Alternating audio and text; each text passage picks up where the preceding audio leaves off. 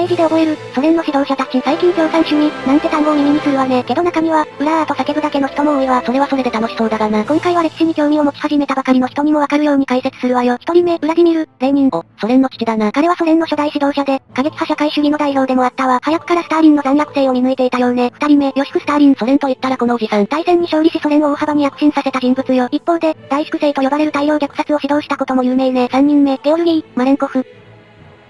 4人目、ニキータ・フルシチョフ。ソ連最初の変革だな。彼はスターリンの過去の粛清を公に批判。さらに西側諸国と友好な関係を築いたわ。しかし、大変感情的な人物で、怒ると机を、靴でバンバン叩いたなんて言われているの。そのエピソード面白いな。5人目、レオニード・ブレジネフ。ブレジネフドクトリン。ソ連の武闘派とでも言えばいいかしら。東欧の民主化運動を弾圧し、ソ連の権威は頂点となったわ。一方で民衆には無能、のレッテルを貼られたよ。6人目、ミハイル・ゴルバチョフ。まだご存命だな。彼は自由主義的政策で、ソ連の最後を見とったわ。故に、ロシア人には好かれていないようね。もっと語りたいけど時間よ。これはぜひ長編で語りたい。みんな興味あるのか？